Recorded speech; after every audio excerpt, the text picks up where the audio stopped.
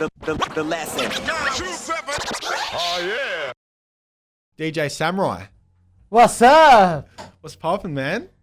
I'm good. Man, I remember catching on to you from the Blazing mixtape That was days a long time ago. and the DMCs when that shit was on and Yeah. cracking.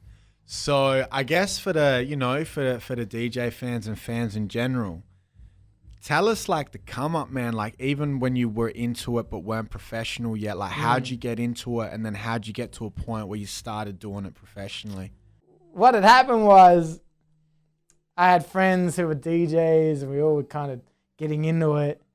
And for some reason, I'd always want to like scratch and do that. So, I'd go to these parties they were doing, like these little house parties. And I'd jump on and kind of attempt to do stuff. But it was never like, it was nothing. And then I bought equipment. Then I bought turntables and a mixer, like proper. I bought 2 Technics and a Vestax mixer, and I was like, all right, cool, I've got like what I need. And then I remember the first day I opened up and I just started just messing around doing stuff. And I had some other friend DJs who actually knew, like, they were kind of a bit more advanced in the sense of it. And they were like, yo, man, how long? They came over. I remember this clearly. I was in my room and they came in and I'm like scratching and doing stuff. And they're like, yo, man, how long you've had your equipment? Like, oh, man, I got it this morning. And they're like, what? They're like, yo, man, it takes like guys like years to learn do what you're doing now. I'm like, really? And then that's when I was intrigued. That's when I started like going, oh yeah, I can do stuff. And it sounds like them, and it sounds like that guy, and it sounds like that. And then I started watching like Babu and, and like Q-Bird and Craze and all that, and those guys. That's when it was like, oh, okay.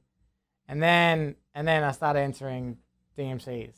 And so within that kind of like, it took me like 6 months to get to a point from not knowing what I was doing and not having turntables to entering a DMC competition. So and that's what freaked everyone out. They're like, and I was never gonna enter, but my brother was like, you should do it, man. Like just enter, and even if just try not to come dead last. Even if you beat one person, as long as you beat one person, who cares? There's 16 guys that entered. Like, cool. As long as I beat one person, I'm happy. I did it. I'm happy. And I came third. And that's when it was like, okay, I think we're onto something here. And then next year just came back and won New South Wales and came second. And then title, pretty much the titles just kept like flowing after that and just kept getting better placings and higher placings. So,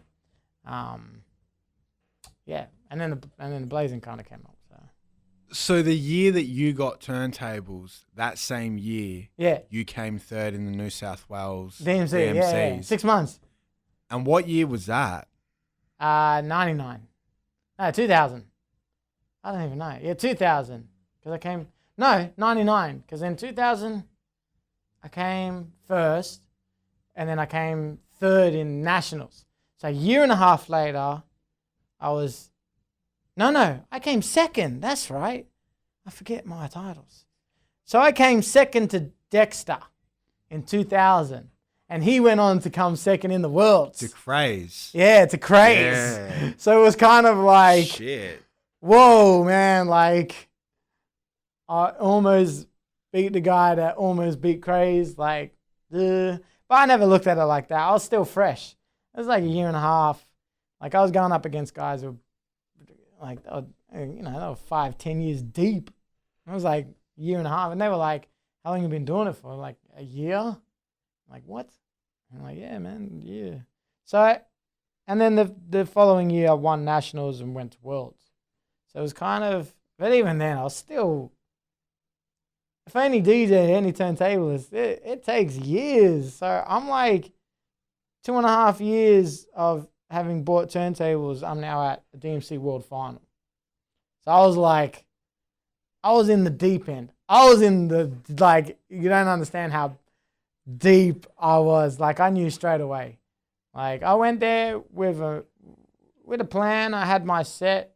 And that set stuffed up. Like, everyone knows, there's that story of, like, because what happened is DMC was, like, a couple of days after 9/11. So, you know, customs were on, like, hard ass mode. And, like, I had to, like, pull apart all my records, like, out of the sleeves, and they stuffed with my stuff. So when I got to DMC's, like, everything was scratched up, and I was like, oh no. So I had to come up with a set, like, the day before for World Finals. So I was kind of like, it was worse. It was the worst situation ever. But even with the set I had, there was guys that were like, man, it was +1 and clever. Like, I was not meant to be there. Like, it was like, okay, I shouldn't be here right now. Like, I knew how, but it was a good lesson. It was a good, like, okay, I know what I need to do. I need to be on this level. And not just this level, I need to be ahead of these guys. So wherever they are, I need to be like 2 steps ahead. So that's when I kind of turned around and was like, all right, cool. Let's really kind of focus on it and push boundaries and see how far I can take it. And that's when I became more kind of creative in my own space, because I was watching other guys and like, I want to sound like Babu. I want to sound like Craze. I want to sound like this. I was like, you know what? I want to sound like me. I want to like do me, and I want to kind of set the trend and be pushing the limits. You know what I mean?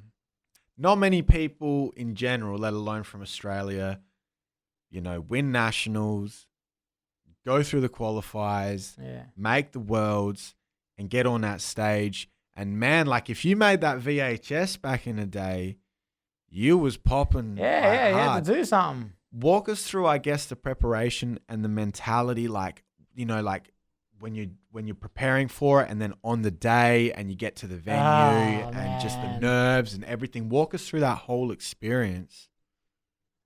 I mean, yeah, you have a day where you got to do a 3-minute, and they judge you on that to put you through to the finals the next day. But it's weird. It's a stage. It's a lit up stage. You can't see anything past the stage. There's nothing. There's no one there. There's only like some judges sitting down on a chair. It's like some sort of like Australian Idol type of situation where they sit there, you walk out, you do your thing to nobody, just the judges, and then you leave. Like, it's not really like, it's weird. So you have to have this like presence, but there's no one there. It's kind of like, okay, well, there's judges there, but there's no like people cheering. You don't get that. So you have to go and just show your skill set, which is pretty much all it is. They just want to see your skill set. Back then, you got to remember DMCs and the turntablist scene wasn't, you know, it was dope, but you had so many countries who were like in this competition, and the level of skill set obviously wasn't the same. Major countries, you know, America, France, you know, England, that you and Japan, you knew their skill set. They were going to come in and just, yep, cool. But then, you know, like other countries like Greece or Uzbekistan and all those, like, well, where are they going to realistically, the Philippines, where are they going to be at? So they have to do this thing where they're like, okay, you come on for 3 minutes, show your skill set, and then we pick the 14 best out of that. And then the next day you do your 6 minutes and go from there. The lesson. Oh, yeah.